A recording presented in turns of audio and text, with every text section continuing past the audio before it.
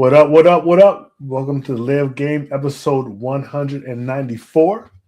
This is your average man's perspective on football. I'm your co-host Marcus. I'm the GOAT.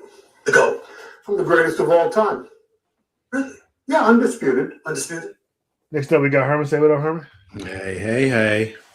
You are a hater. Brian should be joining us shortly. Before we get started, I want to encourage everyone to like, share, and subscribe, especially if you're watching on YouTube. You can catch us on Facebook in our Facebook group, The Live Game. You can catch us on X at Live Game 3 and on Instagram at The Official Live Game. We're also on TikTok at The Live Game 91. And you can catch us on the Average No Sports Network. We broadcast over there at the exact same time we broadcast over here. So please, when we're done, go over there and check those guys out. They do a little bit of everything: basketball, football, baseball, MMA, WWE. They do it all over there. That's the Average No Sports Network. So go on over there and check those guys out when you are done here. Wild Card Weekend is in the bag. The books. In the books. I did pretty good on predictions this week. We'll see what happens in the divisional round. But the closer we go, it's almost sad. Football season is steadily winding down. Yeah, comes so fast and goes just even faster. Yep. Seems like September was just a little bit a while ago. I know, right? Yeah, but I guess you're hosting tonight, Herman. So go ahead and start us off. Yeah, just by default. All right. Thanks everybody for joining. We appreciate you joining. We'll get into some news topics. We'll go into our hot topics. And then we'll review last week's wild card round, and then we'll pick the divisional round this week. So sit back, enjoy the show. Let's get it going. And I'll throw it back to Marcus for the first news story. Thank you. Sean McVay has had a remarkable amount of success in his 9 years as the Los Angeles Rams head coach. He won AP Coach of the Year, made the playoffs 7 times, reached 2 Super Bowls, and won 1 ring. There are a lot of impressive and eye-popping numbers from McKay's time in LA, but this stat is perhaps the craziest. Sunday against the Bears will be his 15th career postseason game with the Rams, yet he's never faced the same team twice. The Bears will be the 15th different team McVay has coached against in the playoffs, which means he will have faced nearly half the NFL in just 15 career postseason games. The only 2 NFC teams he has yet to coach against in the playoffs are the Commanders and the Giants, with the only AFC team he's faced being the Patriots and the Bengals. The NFC teams McKay has faced are the 49ers he's won against, Seahawks he's won, Cardinals he's won, Panthers he's won, Bucks he's won, Saints he's won, Falcons he's lost, Cowboys he's won, Eagles he's lost, Vikings he won, Lions he lost, Packers he's lost, and, of course, this week he'll be facing the Bears. That's crazy. It is crazy. Never the same team twice. That's wild. And then the fact that, just that they have the stats is kind of crazy, too. Yeah. That's wild. All right, I'll read the next news story. One day after his 21-day practice window was open, San Francisco 49ers linebacker Fred Warner made it clear Wednesday that he hasn't ruled out returning from a fractured and dislocated right ankle as soon as Saturday night. On Tuesday, Niners coach Kyle Shanahan said the window was open with an eye towards a return for the NFC Championship game should the Niners beat the Seattle Seahawks in the divisional round. Warner, speaking to local media Wednesday for the first time since injuring the ankle on October 12th, suggested he could come back even sooner. Quote, "We're taking it day by day," said Warner, who again was limited participant in practice Wednesday. Quote, "I think they said last week they weren't going to open my window, and then my window is now open. So yeah, we're just taking it day by day." According to Warner and others, there are still multiple health checkpoints he must clear before he can return.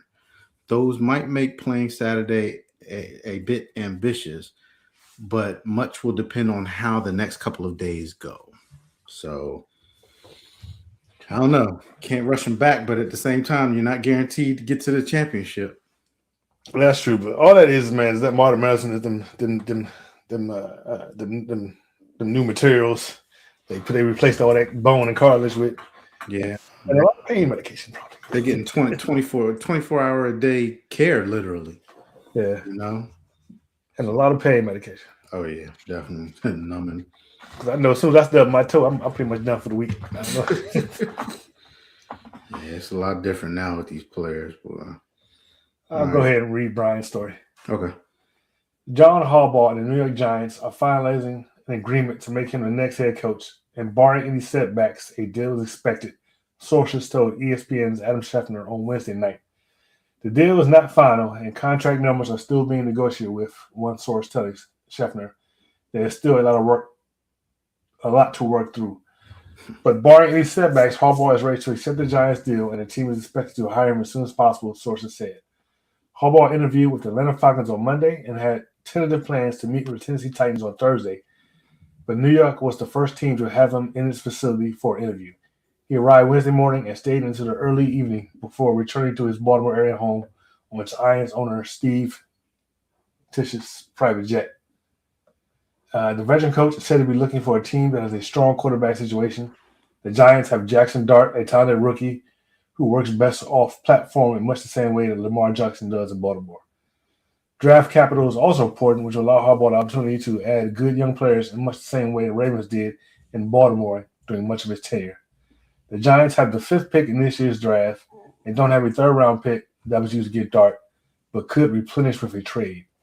The Giants are currently estimated to have just over $20 million in cap space this offseason, which will grow another $20 million to $30 million with cuts and over $100 million in 2027. That kind of flexibility will allow them to supplement the roster sufficiently with free agents. Harbaugh ranks 12th in NFL history with 193 wins and guided the Ravens to Super Bowl title in 2012. He was named NFL Coach of the Year in 2019. I just want to know, I'm just curious, like, why is it taking so long for this deal to happen? Wednesday night. It broke Wednesday night. But see, here's the thing. I've heard today, I don't know when this put in there. I've heard today it's been finalized. So why haven't they announced it? Did not know. Because I was watching earlier, and this evening, they said they were still working on the deal. And you notice how in this news story it keeps saying, barring any setbacks. I mean, we've seen it happen before where it looks like a deal is imminent, and then next thing you know, it doesn't happen. But I guess we're going to talk about this in the next hot topic, so we might as well just roll right into it, I guess. Yeah. Well, that's the news. And thanks for stopping by. So our first hot topic of the night is going to be, what's your take on the New York Giants? I'm going to say potentially signing John Harbaugh as their head coach. And I say that because I don't think the deal's done yet. There's no reason why you wouldn't have rolled that out. You know, wild card. Divisional round is Saturday, so you at the latest tomorrow you'd roll out that announcement. So, what's your take? Well, being a Commanders fan, I'm not happy that he's coming to the NFC East, obviously. But as far as the Giants go, I mean, yeah, I think it's a excellent pick. I think John Harbaugh pretty much was the top candidate out there until Tomlin decided to step down. And I don't think Tomlin is going to coach this year.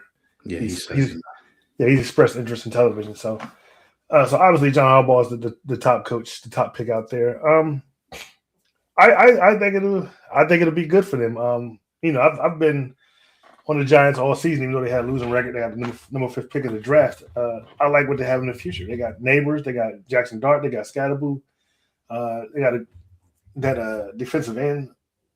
They got from Georgia or Alabama. I forget his name. I think they have a good team, and let's not forget that they had in 5 of their games this season. I think they were leading going into the 4th quarter, and very much could have won those games. Now they lost, but they very much could have won those games. Even though what I'm about to say is Harbaugh holds the record in the last couple of years for games lost in the 4th quarter. So he's right on par with this team that he just inherited. What I was going to say is all it takes is a good coach to get in there and turn those 5 wins around, turn those 5 losses around. But it's you hard know, all that coach. I mean, listen.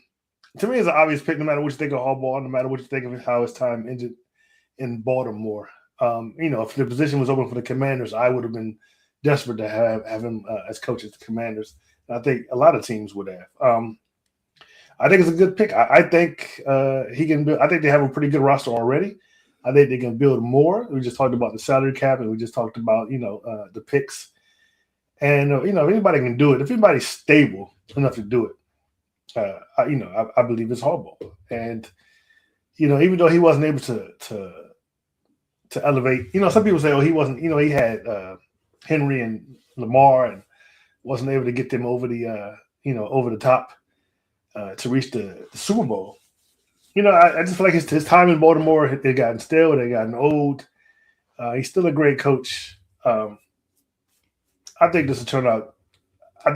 Good for them. I'll be willing to say that probably the Giants are a good pick to make the playoffs next season. Like I said, I'm really high on their roster, and now they got a coach that I'm really high on. They'll definitely turn around. I would be surprised to see them in the playoffs next season. So, I'm besides the fact that they're in my division, I'm all in on it. I'm all in on this hire. Yeah, I mean, for the Giants, I think it's a great pick. I 100% agree with you on that one. I mean, he was the top coaching candidate out there.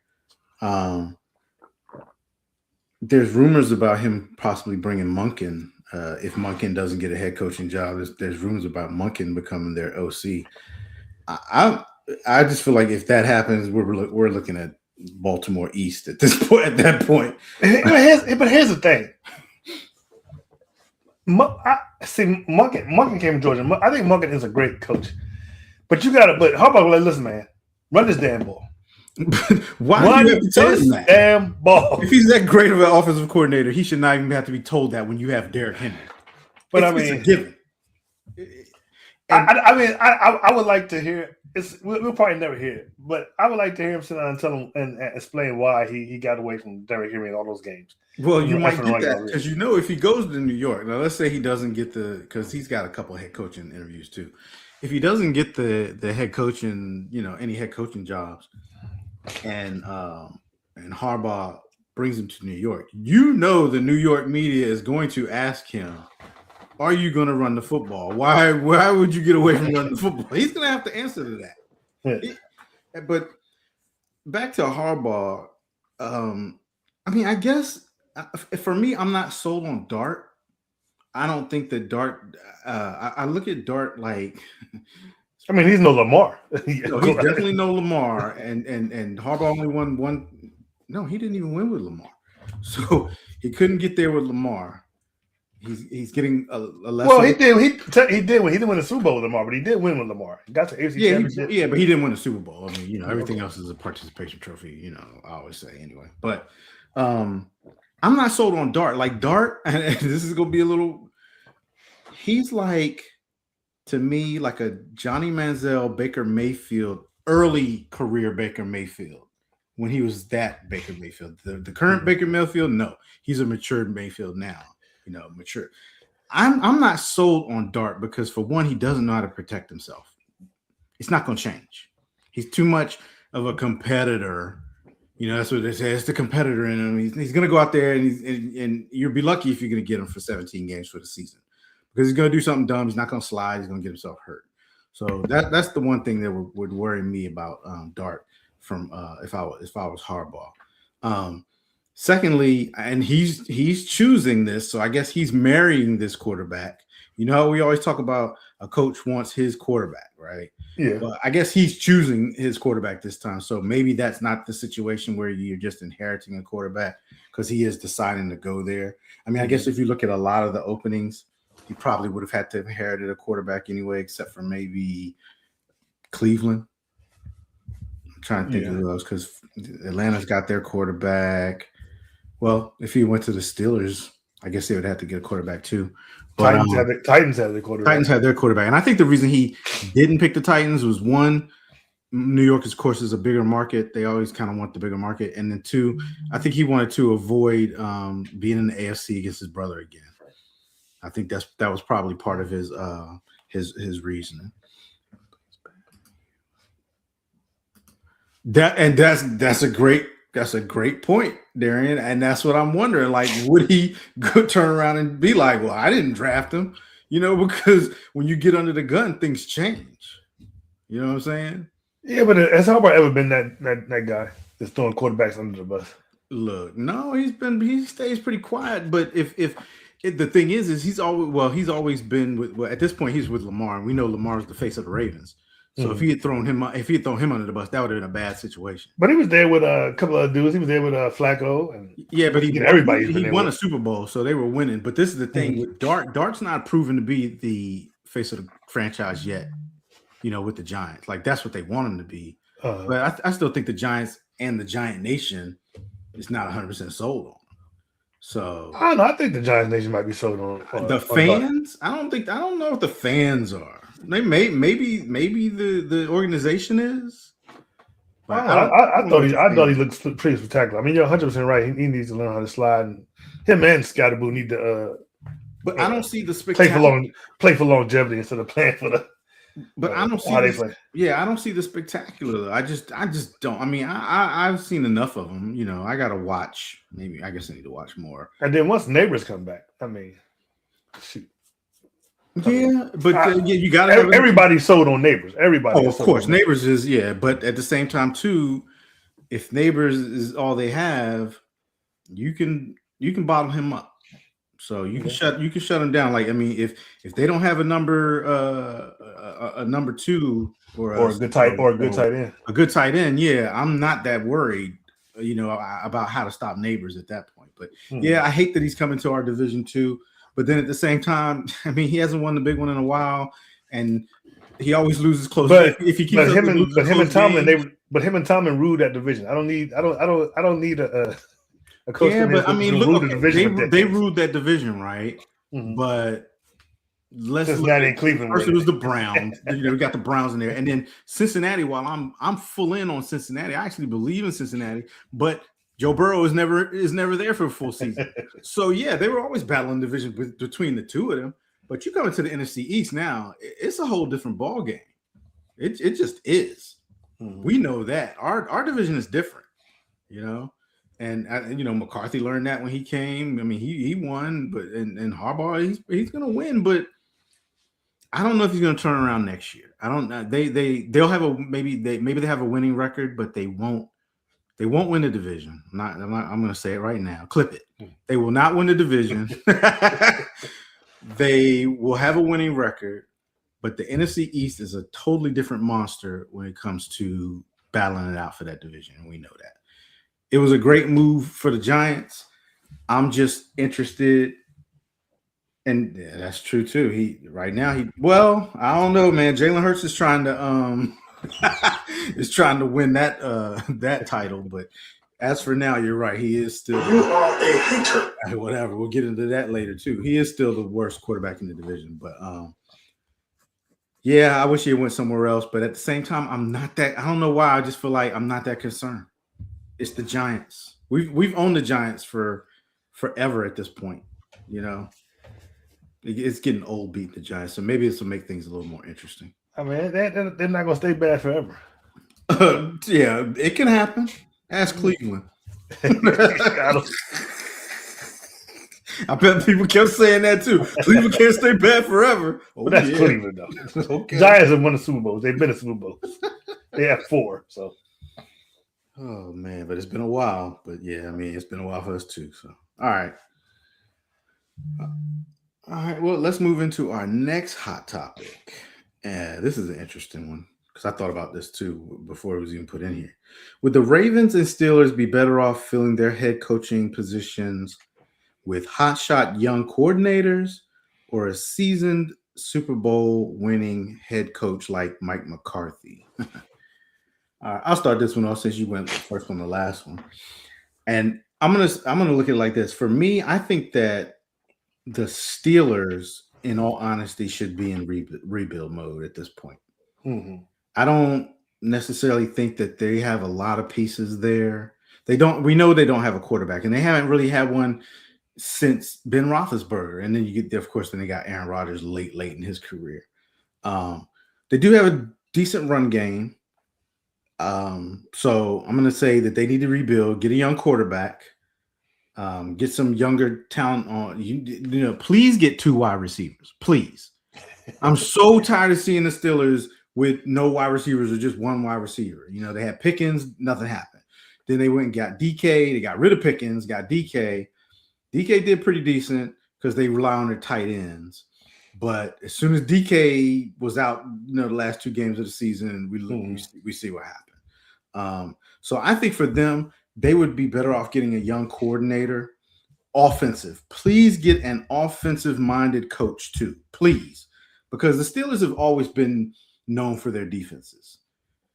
I want to see them have a better offense. They need to have an innovative offense. So please get an offensive coordinator type mind. Go into rebuild. And it doesn't have to be maybe a whole rebuild, but just accept the fact that for the next 2 years or so or whatever, you're not going to be in the playoffs likely. I mean, you could contend for the playoffs because there's no telling within that division now that Harbaugh and Tomlin is gone. Mm-hmm. You know, the clear cut would probably be Cincinnati, but that's only if Joe Burrow stays healthy. Yeah. So we know that. So I'm going to say they need to get a young coordinator. Now, for the Ravens, I think that maybe a seasoned head coach, and maybe not necessarily has to be a Super Bowl winning, because we've seen that getting Super Bowl winning coaches doesn't always translate to them going to another Super Bowl. That's why only 2 coaches have done it, 2 or 3 coaches I think have done it in the history of the NFL. But I think a seasoned coach will be better because they have an established veteran quarterback like Lamar, and you know he should have the locker room. He should, with his leadership, he should have the locker room. So I think you get somebody who's more seasoned coming in, the players are going to respect him a little bit more. They're going to respect his experience, especially coming off of so many years with Harbaugh and him being, excuse me, such an experienced head coach. So I think a seasoned head coach for them would work. Now, who that head coach is, I really don't know, because they still need to do a few things too. Whoever they bring in, I don't know if Henry's coming back next year. If he does, they need to run the football. I haven't heard that he's not playing with it. I can't remember what his contract was though, if it was a 2-year contract or what, if he's a free agent. So, but yeah, so that's what I think that the Steelers need to rebuild and get a young coordinator and build up maybe a 2-year, 3-year rebuild. And then the Ravens, you got to get seasoned because they're pretty much built to win now, especially with Lamar in his prime. You don't want to start him over again. He's already had, what would we say, three OCs already, and this is going to be his 4th most likely. So, bring in a seasoned and see if you can put a system in place that Lamar can thrive in, and you use his talents as best as you can and win a Super Bowl in 1 or 2 years. What do you think? Yeah, I pretty much agree with you. As far as the Steelers go, if you remember, Bill Cowher and Mike Tomlin were both assistant head coaches, and first-time head coaches when they got the job. And look how it turned out for them. Obviously, Tomlin never had a losing season, and Cowher, he got the 6 AFC Championship games and 2 Super Bowls, and I think he made the playoffs every time except for 3, I think maybe 2 or 3 years as the head coach for the Steelers. And they obviously have the patience. Well, actually, that's not true. Because like I said, everybody was winning. Cowher and Tomlin were winning. Right, they started winning immediately. They started winning immediately. So we don't know if that's the thing. People always, Pittsburgh is paid for. They stick to the coaches. Well, they're not used to losing coaches.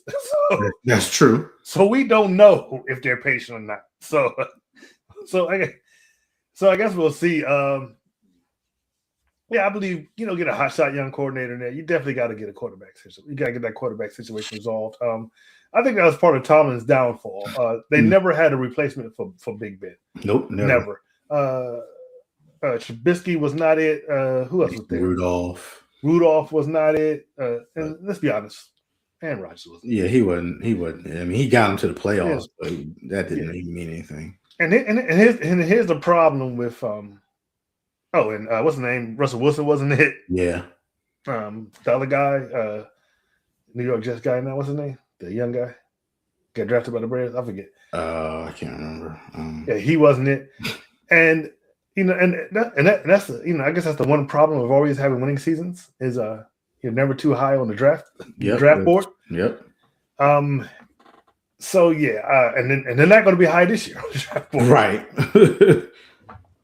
So that's the first thing. Get a quarterback, and I agree with you. Get a young offensive guy in there.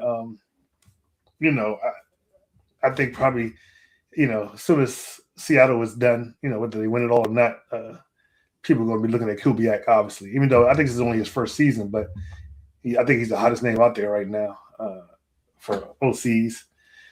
Yeah, you gotta. It's going to take a while. Rebuild. Draft good, draft well. Free agency. Got to get a quarterback, like you said. Get some wide receivers in there. I think it's going to be a reboot, and I think we'll get to see how patient Steelers ownership is because they might not be that good for a year or two or three. We'll see.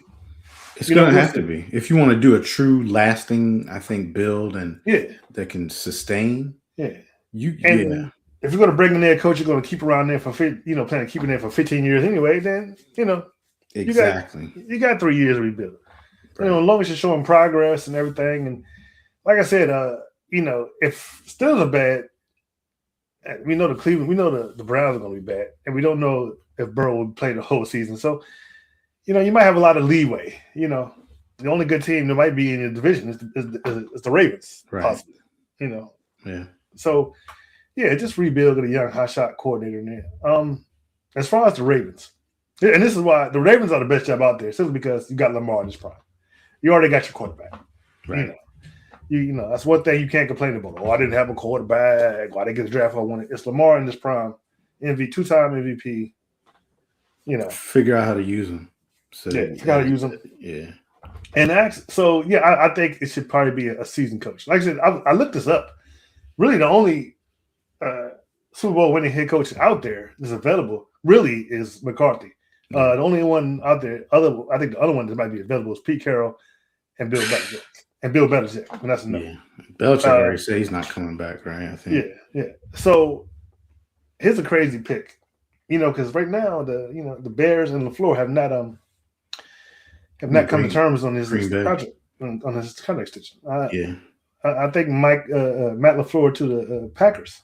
To the Ravens would be a great pick. But remember, it's an extension. He still has a year on his contract. It's not. It's an extension. He's not a free agent. He still has a year on his contract. Oh, really? Yeah. The way they were talking, I don't know. I wasn't paying good enough attention. But they were talking like, if they don't come to an extension, well, he might leave.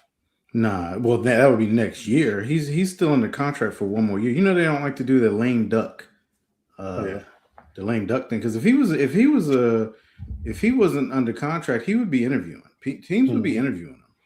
He would, and I'm sure he would at least test the market because that's kind of what you do, But so maybe they make a trade. That we've seen that happen before, where they don't technically trade the coaches, but they make a trade. So yeah. So I don't. Besides McCarthy, I don't know who else because, I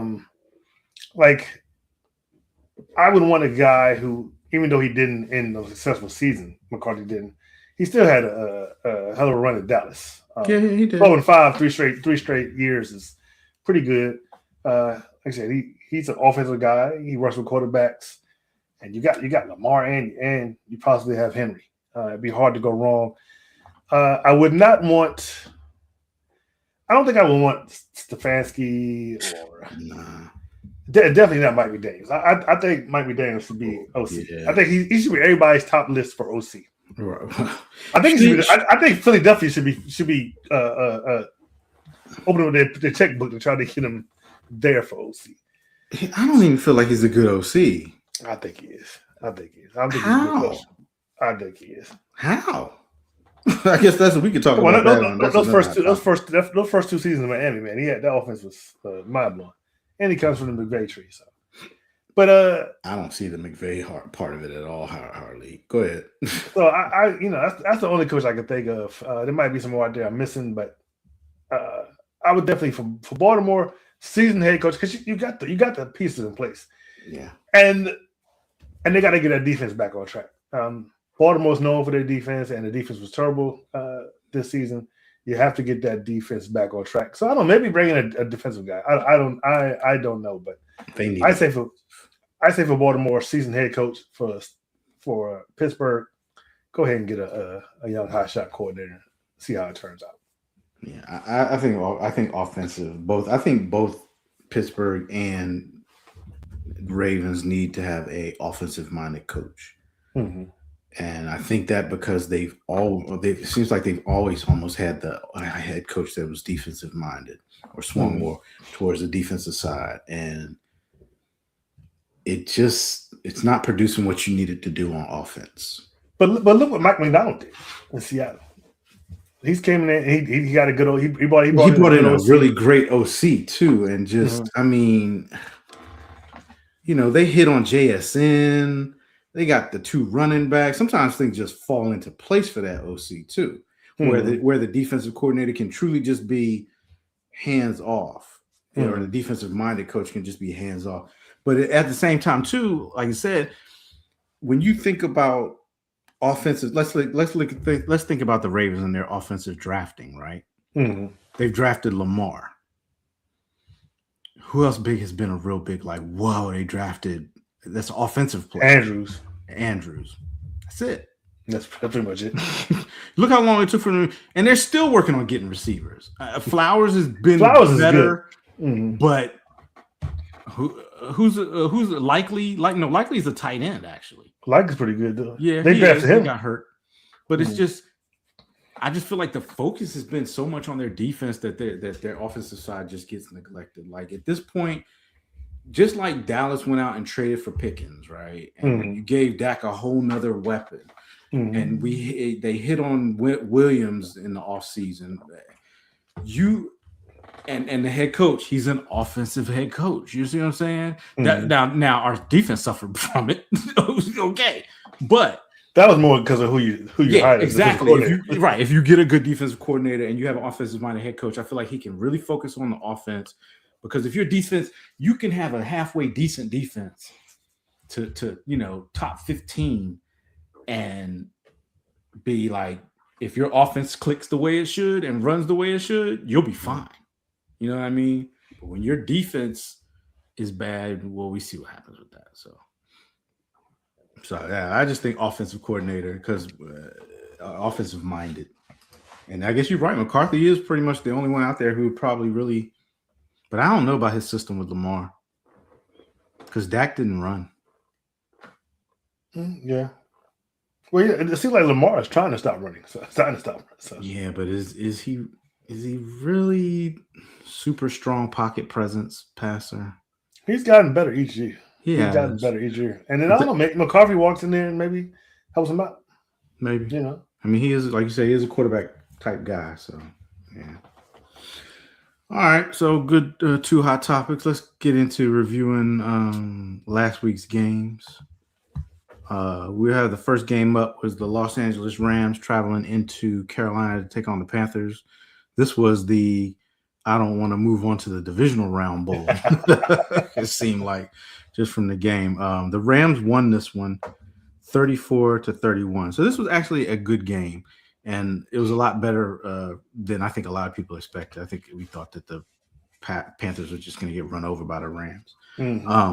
Matthew Stafford was 24 for 42, 304 yards passing, 3 touchdowns, 1 interception.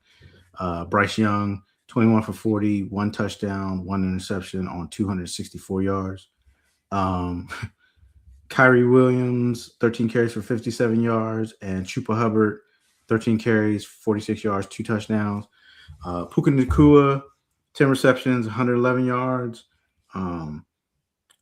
Cocker, 9 receptions, 134 yards. Time of possession went to the Rams, 31-46 to 28-14, and the Rams had more total yards than the Panthers. I gotta pull it up. I'll go first on this one. I did pick the Rams, and I was right. Like I said, this game was a lot better than I expected it to be. It jumped out at first like it may not, kind of like it may not be a good game, but Carolina started coming back. Carolina couldn't run the football. They really had problems running the football. I had to rely. I mean, when Bryce Young throws 40 attempts, that's way too many for Bryce Young. Yeah. The thing about Bryce Young is too, and whoever the offensive coordinator, he needs to think about some things. They need to start getting Young out of the pocket a little bit, move him around some. He's trying to be this pocket passer that to me he's not, and he's too short to really see over the linemen. So I think they need to start changing his what do they call it, the flowers. They need to start changing the his spot in the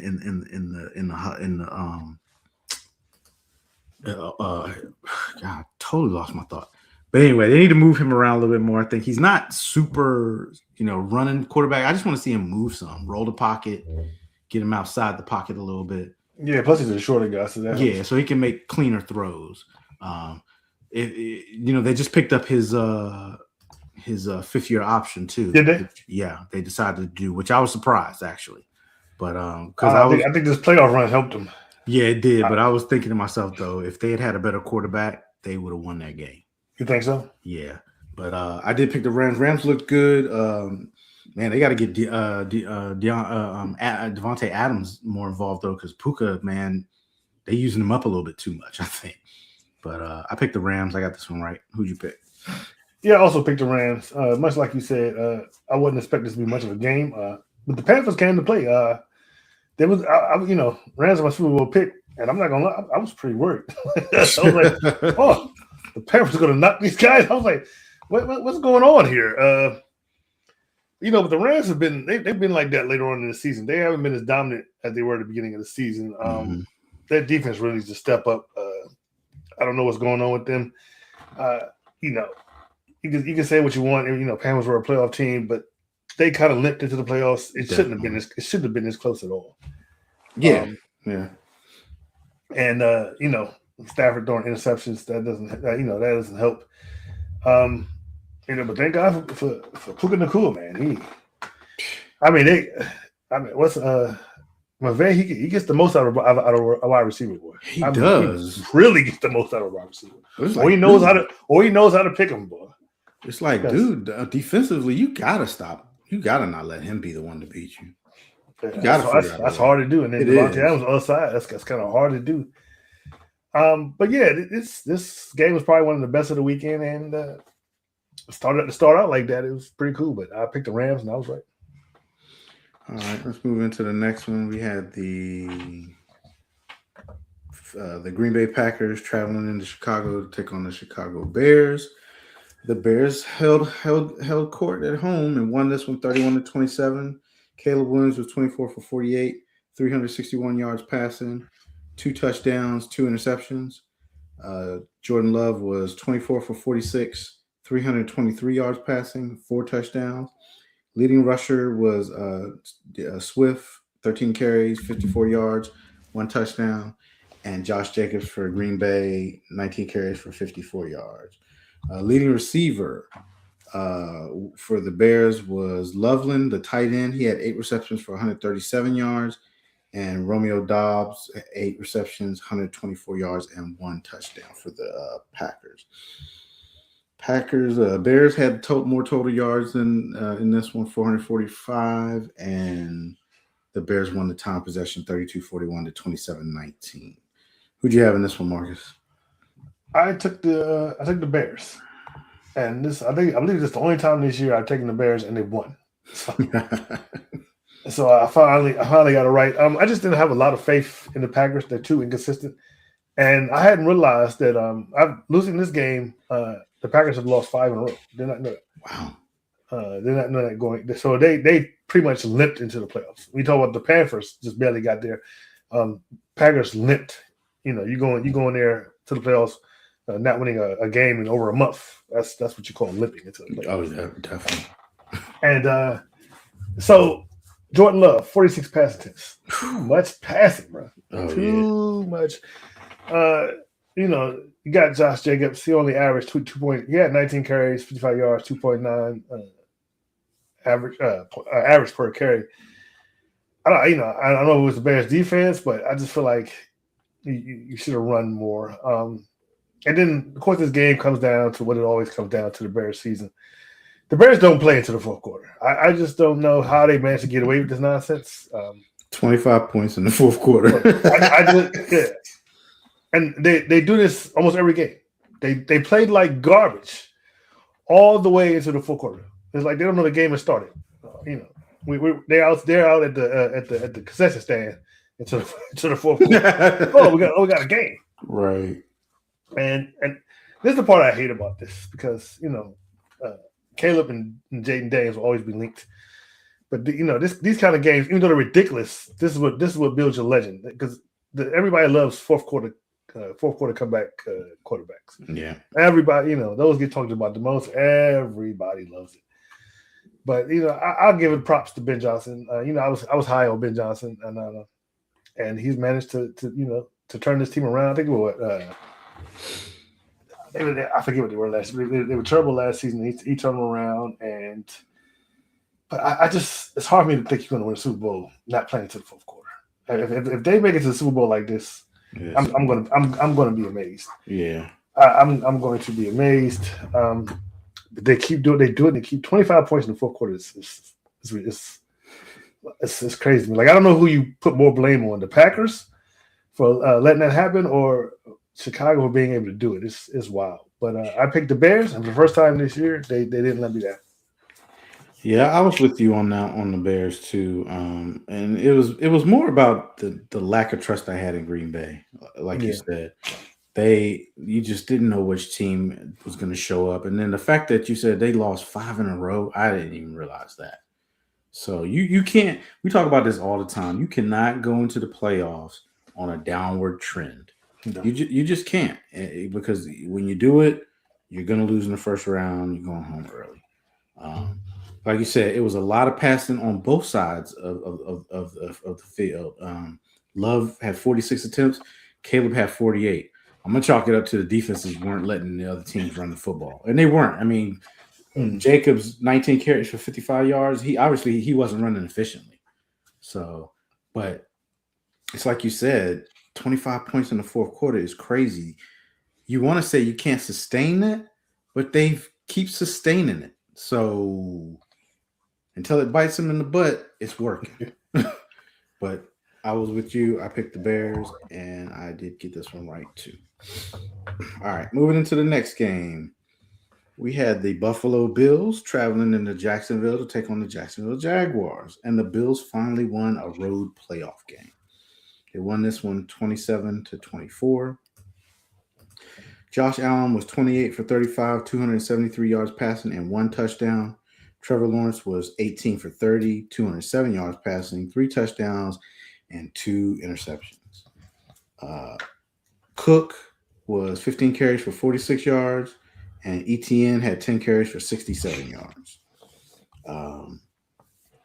Leading receiver was Shakir for the Buffalo Bills, 12 receptions for 82 yards, and Washington for the Jaguars, 7 receptions, 107 yards, 1 touchdown.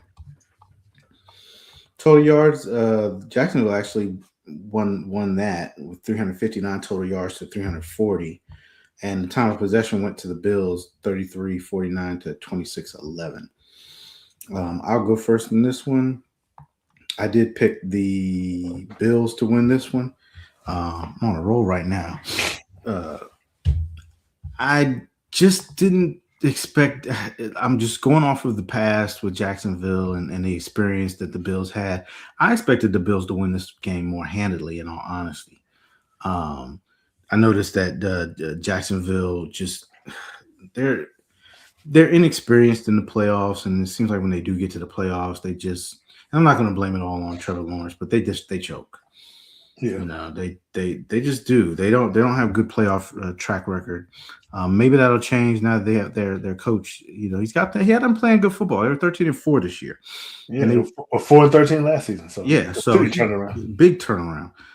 So this isn't a failure for them. You know what I mean? No, not at all. Not at all. Yeah, this isn't a failure for them. I expect to see this, and they have a dynamic player that wasn't even on the field most of the season, and Travis Henry. So Travis Hunter, I mean. So but I picked the Bills. I got this one right. Yeah, I also picked the Bills. Why? Josh Allen, of course, Superman out there. I did think this game was closer than what I expected. I didn't expect the Jaguars to get blown out, but they brought it. I mean, they came to play. They gave Buffalo all they had. It was two particular plays that stood out for me, man. That when they did that tush push, and Josh Allen just kept going towards the end zone. Then they called a touchdown and they brought it back and they ran it again. That's what you expect. Josh Allen is definitely the best player in the AFC left in the playoffs. He has more experience than the rest of the quarterbacks. Yeah.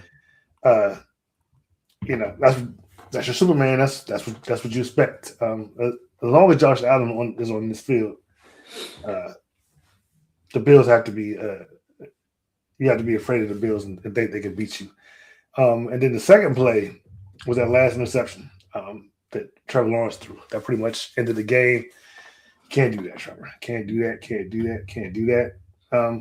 But Jaguars. I think they were ahead of schedule this season. Yes. They have a first-time head coach coming in and turn them completely around.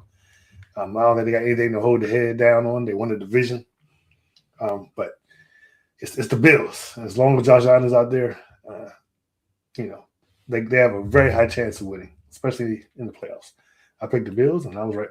Yeah, you're 100% right. He's definitely the best quarterback left in the AFC, most experienced. But the kryptonite he's facing is he's got to do it all on the road.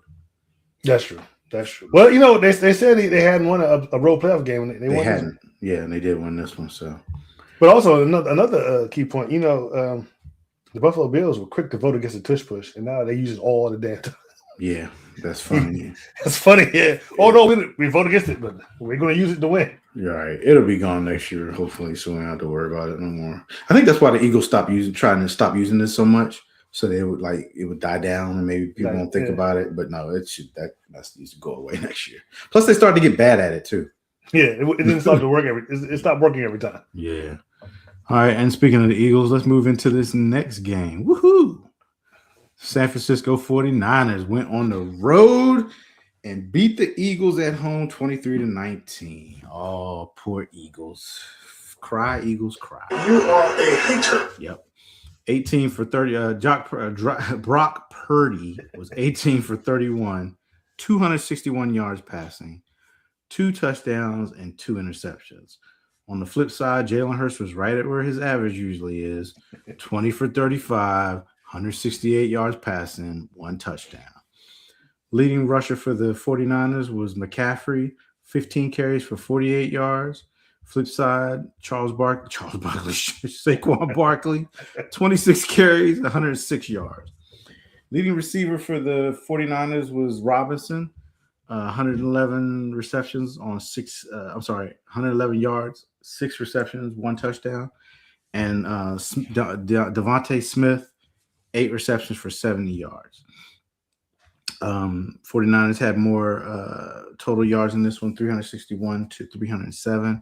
And the Eagles actually won the time of possession. That's all they won. 35 minutes, 39 seconds to 24 minutes, 21 seconds. Who'd you pick in? Oh, well, I guess I have to go first. Let me see. Yeah, you can go first, Marcus. I picked the You big dummy. Was I the only one to pick the Eagles? Yes, you were. You big dummy. You big dummy. You big dummy. You big cold-blooded dummy. You big dummy. See what you did? Oh, no, you big dummy. Hey man, I was gonna ride with the Eagles until they prove me wrong. They proved me wrong. You know, it's weird because the Eagles were winning this game all the way into they went into halftime winning, and they scored. They were the only team to score in the third quarter, so they were winning going into the fourth quarter. But the 49ers scored for 13 points in the fourth quarter. Come on, bro, you can't let a trick play, Jawan Jennings doing touchdowns, get you like that. And then here's the big thing. You can blame it on who you want to blame it, but I'm gonna blame it on Mr. O Diva Big Mouth himself, Mr. AJ Brown. You talk, I want the ball, and you have three crucial drops, just drops. So, and then you want to argue with the coach on the sideline. The coach ran at him. Sirianni ran at him. So what? He the coach. If he want to admonish you and tell you, hey, catch the passes. Nah. So, hey, you can be. They don't pass to me. They don't pass to me. Oh, my stats is there. Well, you dropped three crucial passes. Three very crucial. I'd probably say he dropped two. One of them wasn't. He could have caught it. Pass. His hands touched it. If hands touch it, you can catch it, and that's what they pay you for. That's what they pay you for. Big time money for. Justin Jefferson would have caught it. Lamar Chase would have caught it. Jamar Chase would have caught it, but not AJ Brown. And I made this argument weeks ago that that the Eagles don't have a Jalen Hurts problem; they have an AJ Brown problem, and that's what's the problem. That's why they lost this game, because of AJ Brown. I picked the Eagles, and that was wrong. You big dummy. You big dummy. You big dummy. You big dummy. All right, that's all dummies do. Yeah. So I see this completely different. I know you would. First of all, the Eagles have an offensive coordinator problem. They definitely do. But their bigger problem, of course, is going to be look. All the winning quarterbacks that won in the division in the wild card round, right? Mm-hmm. Guess what they all had in common? What's that? They all passed for more than 200 yards. If your quarterback's not passing if your quarterback can't pass for 200 yards, as bad as CJ Stroud played, he had more than 200 yards passing. Okay? That's an OC problem. I just want to know why Jalen Hurts, Brown dropped 2. Brown's gone next year. We ain't going to have to worry about that. But the bigger problem is that Brown don't have a quarterback to get him the football. When Brown is open deep, guess where the ball's going? 10 yards in front of him. Jalen Hurts. The Eagles have a Jalen Hurts problem. The problem is they have a running back playing quarterback. That's what it is. Okay, it just is what it is. I knew that the Eagles were going to lose this game. I said it all year long. You cannot keep playing like this all year long, Marcus. Did I not keep saying it? You froze. Up to here. You see me? No, you still froze. Can you hear me though? Yeah, I can hear you. Up to here. You look crazy too on the screen. But I said it all year long, and I kept saying it, and I kept saying it, and I kept saying it. You cannot win in the playoffs playing the way that the Eagles were playing. And they did exactly what I said they were going to do, and they lost in the in the opening round wild card weekend. And I'm so happy, and thank you, Eagles, for proving me right. And that's not a hater, it's just facts. See that? That's what I'm saying.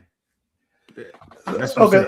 No, besides since Hurts has been a starter in this league, the only 2 quarterbacks with a higher win percentage than him is Mahomes and Allen. Okay, the man wins games. No, the team wins games. Okay, and now be honest. When you think about the Chiefs and them winning, who do you equate that winning to? Mahomes. And when you think about Buffalo and them winning, who do you equate that winning to? Allen. Now, can you honestly tell me that you are equating Eagles wins to things that Jalen Hurts is doing on the field? Can you honestly say that? He was Super Bowl MVP. You are full of. And he made the Super Bowl. He made the Super Bowl before Broccoli got there. You're full of it. And he was Super Bowl MVP. You're full. And he outplayed Mahomes in both of those Super Bowls. You're full of it. He outplayed Mahomes. You're full of it, and you know it. So the Eagles have a Jalen Hurts problem. If your quarterback since November, he ain't thrown for more than 200 yards since November.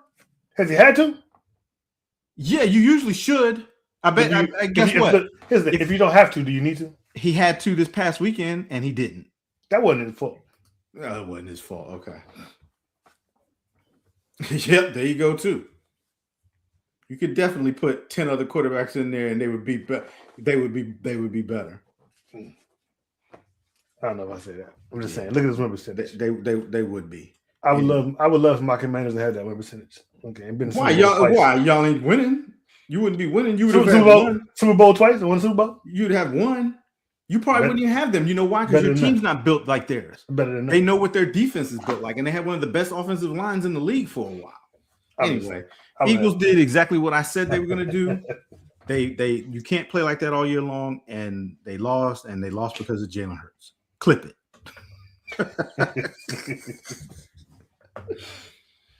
All right, let's move on to the next game. This one was, I was so disappointed in the Chargers because I had been riding for them, before the season started and trying to during the season. But the Chargers went into New England and lost 16-3. Weird game. The winning quarterback, Drake May, was 17 for 29, 268 yards passing, 1 touchdown and 1 interception. The losing quarterback, Justin Herbert, 19 for 31. Oh, he only passed for 159 yards. No wonder. Sounds familiar. This has got to stop. This stuff right here. Leading rusher for the Patriots was Drake May, 10 carries for 66 yards. And guess who the leading rusher was for the Chargers? Justin Herbert, 10 carries for 57 yards. Don't they have a star running back on their team? Yes, they do. I think he was hurt though. I think Chargers, yeah. And the Patriots do too. Homeboy. Stevenson. Trayvon Henderson or Stevenson? Both. Yeah, so get this. Stevenson was the leading receiver for the Patriots, 3 receptions for 75 yards. And then McConkey was the leading receiver for the Chargers, 3 receptions for 32 yards. Time of possession, total yards 381 to 207, and time of possession was 32-15 Patriots to 27-45 Chargers. I'll go first, and once again, I was right. I picked the Patriots in this one. I had been sleeping on the Patriots all year, in all honesty. I wasn't all that sold on them, but towards the end of the season, yeah, I started to see that I needed to stop picking against the Patriots. This is going to be a tougher task coming this week, I believe. Who they play? Houston. Yeah. They play defense. But once again, Justin Herbert, he didn't really perform as well as he probably should have in the playoffs. If he's your leading rusher, you got a problem. Y'all got to figure out how to run the football. These late and you're in New England for this game, cold weather game. You got to run the football. You can't have your quarterback as your leading rusher. You just can't. And then a couple of weeks ago, his hand was all messed up. Yeah, he was playing with a broken bone in his hand too. So yeah. So I did pick the Patriots, and I got this one right. Yeah, I also picked the Patriots. I've been on the Patriots for a while. I've been seeing what's going on. Even though a lot of people can say that they had the easiest strength of schedule, and they did have the easiest strength of schedule. They hadn't. I think before the playoffs, they had only beaten one playoff team. I think that was the Bills. Yeah.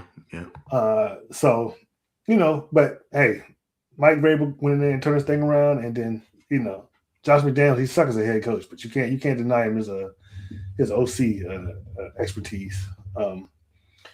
And I think the Patriots are in a position where they can definitely make a run for it this year. Like I said, Vrabel's a very good coach. McDaniels is a very good OC. Drake May appears to be the future. And what are they, number 2 seed? Home games? Yeah, number 2 seed. Yeah. So, the thing with the Chargers is, I have no doubt that Harbaugh will turn this thing around. It took him a while to get it together in Michigan, but he finally got it together. It might take a while. Now is the time. I anticipate that the Chiefs probably won't be as good maybe next season. And the Raiders will be the Raiders. Right. So you got really worried with Denver. I guess I ain't really worried about Denver. So give Herbert time. People forget people forget Peyton Manning was terrible for. I mean, he wasn't terrible for a long time. His playoff record was terrible for a long time. Okay? Yeah, that's true. Terrible for a long time, but he turned it around. And if anybody can turn it around, it'll be horrible. So, I expected this, and if you're a Chargers fan, you still got a future ahead of you. But right now, it's the Patriots' time. So I picked the Patriots, and I was right. All right, on to the last game of this wild card weekend.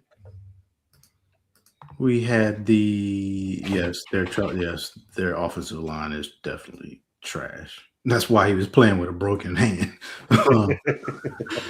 Last game, we had the Houston Texans traveling into Pittsburgh to take on the Steelers. CJ Stroud, the winning quarterback, was 21 for 32, 250 yards passing, 1 touchdown, and 1 interception.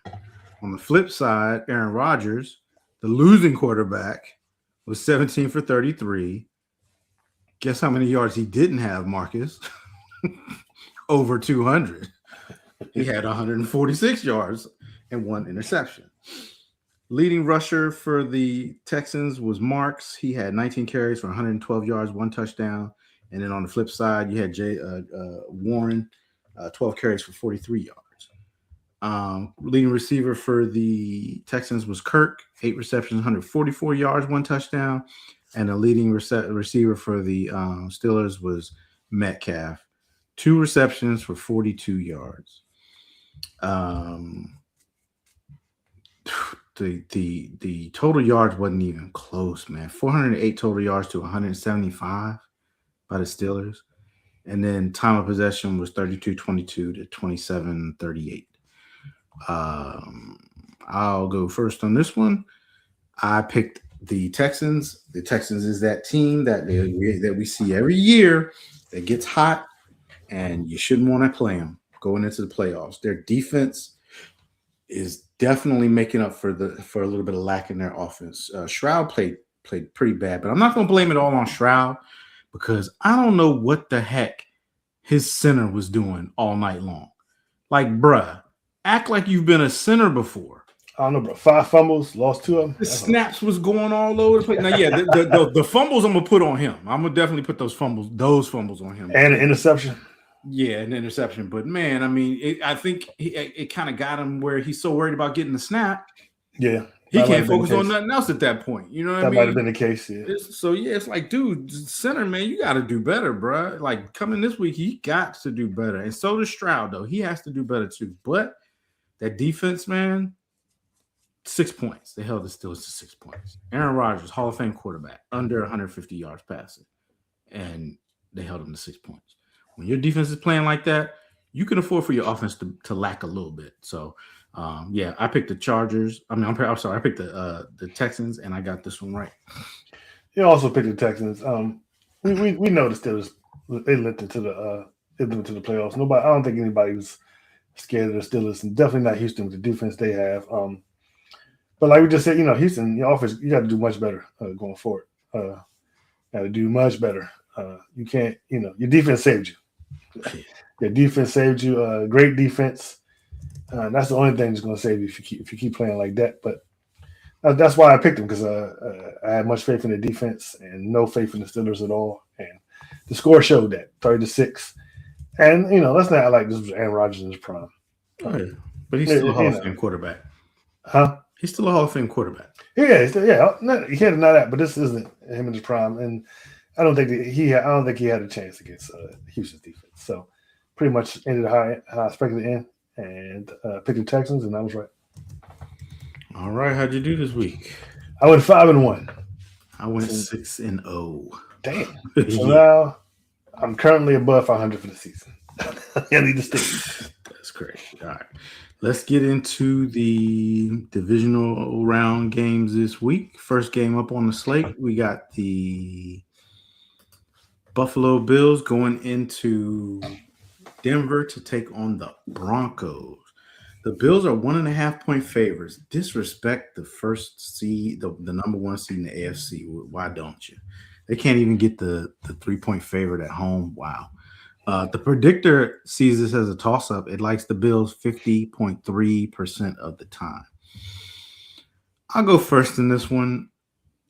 I'm going Broncos. I just the Bills didn't impress me enough against the Jaguars to go on the road to Denver and beat the Broncos. I know Josh Allen is the Superman, but Superman's a little banged up right now. He's been hitting kryptonite walls a little bit. And I just think that the Sean Payton's gonna have that team ready to play. So give me the Broncos. Who you got? And I am taking the Bills. Of course, it's Josh Allen, Superman. That's all that need to be said. I understand why. They're not predicting the highest, only 50.3%, but that's the reason why, because it's Josh Allen. That's why Broncos have a 3-point home field advantage.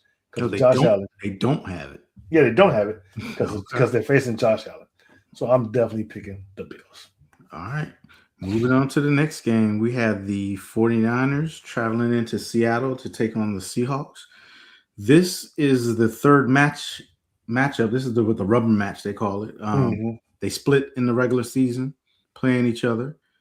The Seahawks are actually 7.5-point favorite. That is a large spread for the Seahawks. That's got to change, I would think. But the Seahawks are 7.5-point favorites. The predictor likes the Seahawks 60% of the time. So, Marcus, who you got in this one? This one is a hard one. I feel like I shouldn't pick who I'm going to pick, but this is a helpful stat. Every time Kyle Shanahan has made the playoffs with the 49ers, he's went to the Super Bowl. I'm picking the 49ers. Look, this should be a good one. A lot of people didn't give the Seahawks much of a chance. The last game they played, where it was for the number 1 seed, I gave them a chance. I believed in the Seahawks. I'm going with the Seahawks. Their offense is too good right now for the 49ers defense. And I think that the Seahawks defense is good enough to slow down the 49ers offense. So I'm going with the Seahawks. All right. Moving on to the next game. We have the Los Angeles Rams going into Chicago to take on the Bears. Rams are 3.5-point favorites in this one, and the predictor likes the Rams 62% of the time. I'll go first on this one. My gut is telling me to pick the Bears, but like you pointed out, you can't just keep playing in the fourth quarter. And against the Rams, I just don't think you can do it. I'm going to go with the road team. Give me the Rams. So it's going to be very, very cold at this game. I think on the field, it's going to be below zero. Mm-hmm. The Rams don't fare so well in cold weather games. But that being said, Rams are my Super Bowl pick, and I'm riding them until they lose. I'm going with the Rams. All right. And the last game of the divisional round, we have the Texans traveling into New England to take on the Patriots. The Patriots are 3-point favorites in this one, but the predictor only likes the Patriots at 52% of the time. So that's kind of pretty much a toss-up. Because of their defense. Yeah. So I'll let you start this one off, Marcus. Who you got? I hate picking against the Texans. I like the coach. I like the quarterback. But the Texans, they have yet to win a divisional round since C.J. Stroud and the coach have been there. And I don't think they're going to win this one. I'm going to pick the Patriots. Look, the Texans are the hot team right now. The Patriots only scored